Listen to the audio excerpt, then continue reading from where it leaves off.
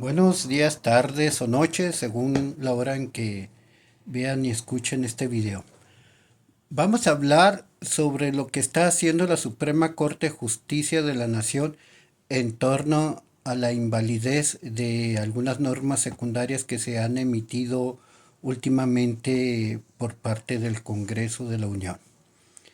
Pero vamos a determinar si efectivamente están bien invalidadas o como yo pienso, que la Suprema Corte de Justicia se ha extralimitado en sus funciones de órgano de control constitucional.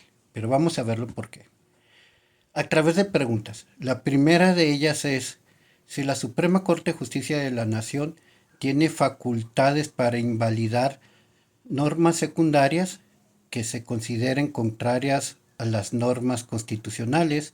Efectivamente, sí tiene facultades, lo dice el artículo 105 de la Constitución en su apartado segundo, de que la Suprema Corte de Justicia conoce de la inconstitucionalidad de normas secundarias cuando se consideren contrarias a normas constitucionales, básicamente es lo que dice.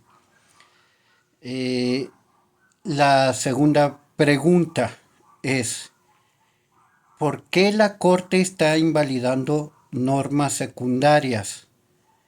La respuesta está en que no está invalidando por ser contrarias a normas constitucionales. Está invalidando porque, según su interpretación, no se ha agotado los reglamentos interiores del Congreso de la Unión para la discusión y aprobación de normas secundarias. En ese sentido, la Suprema Corte de Justicia se ha convertido no en una corte de constitucionalidad, puesto que no está analizando el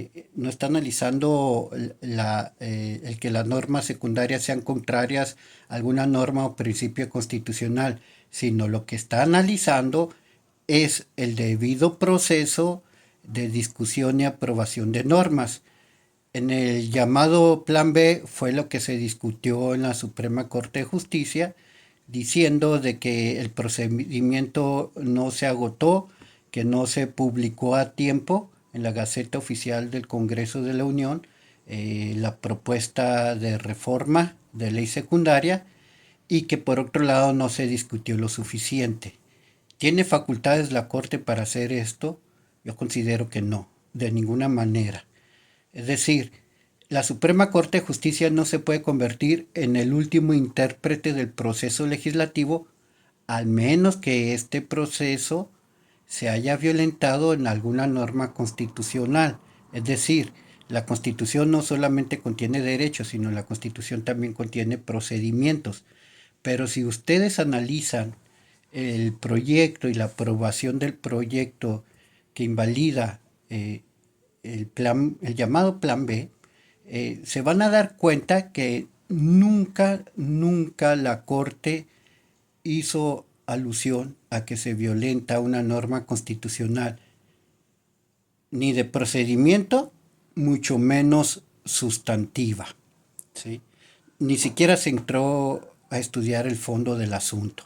Solamente determinó que no se publicó en el tiempo suficiente y que no se discutió lo suficiente. Entonces, la Suprema Corte de Justicia, sin tener facultades, está invalidando normas porque considera que se violó un procedimiento establecido en una norma secundaria, no en la Constitución.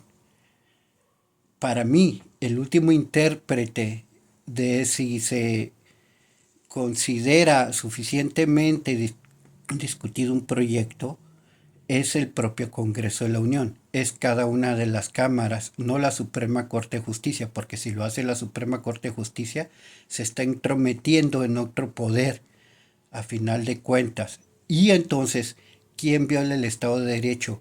¿Quién está violando la democracia?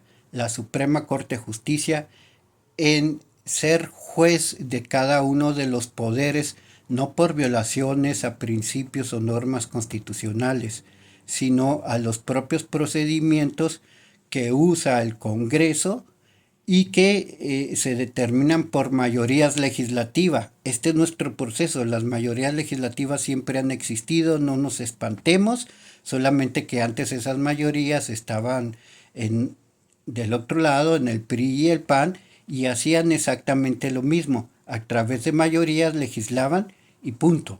Entonces la Suprema Corte de Justicia sí está violentando principios constitucionales, está violentando la Constitución, se está entrometiendo en otro poder que no le corresponde y por tanto viola el principio democrático. Muchas gracias.